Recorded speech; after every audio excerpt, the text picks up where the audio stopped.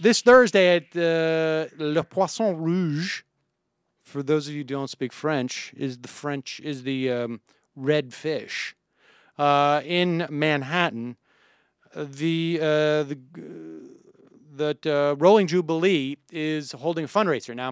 Apparently it's sold out, so not terribly helpful for you folks, other than to know that it's going on. The Rolling Jubilee, we'll put a link up on the site. They've already raised $129,000, which will be enough to buy $2.5 million worth of defaulted loans. There are a lot of sort of mechanical issues that we didn't have a chance to get into with David that I was hoping to talk to someone over the next week or so, maybe after Thanksgiving, as to what's involved with this. Issues like, if you buy up someone's debt and then relieve them of that debt by sending a certificate, essentially, which is what the plan here, by saying that we're not going to collect on this debt. We're basically giving you the money that you owe back to you. You, as that person whose debt has been relieved, are you liable for that in terms of taxes? Because you're getting a gift in kind of some sort. There's many other questions. That's one of the more prominent ones. I think the important thing to keep in mind here is not that the Rolling Jubilee is going to relieve in a broad-based way Americans of their debt. But what I think it's going to do is begin or to continue this process of people re-examining debt and their relationship to the debtors. I mean, you know, there is a sort of like, there's the same quality, and it was Lawyer Matthew, I should say. I didn't want to tell David Graeber this, but it was Lawyer Matthew who sent me that email. Now, members are quite aware of who Lawyer Matthew is, who sent me that email when I was asking him about this, whose reaction to debt was like most of ours. And there's the same quality that we have to debt. Lawyer Matthew is here. He's on the IM.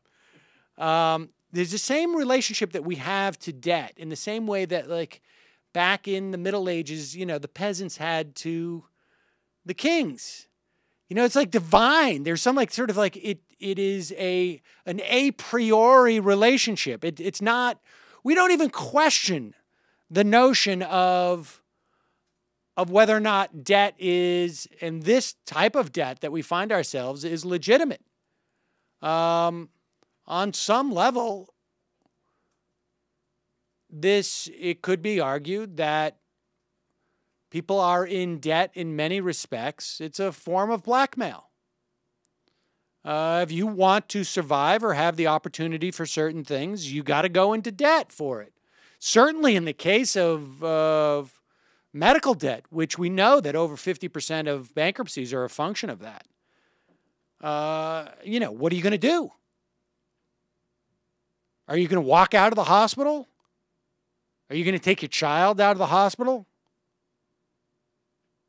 Because you're not going to be able to pay this and you know you're not going to be able to pay it? I mean, that would be theoretically the moral thing to do, right?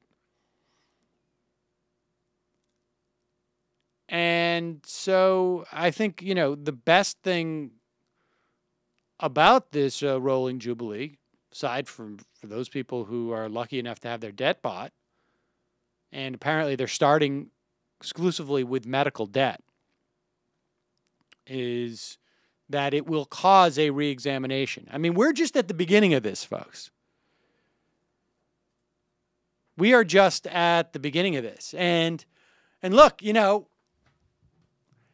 the responsible people in Washington will say that the idea of perceiving debt as illegitimate, as breaking your promise to pay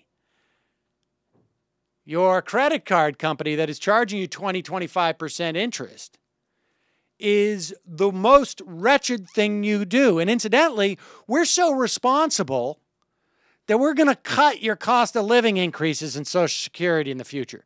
That promise we can break.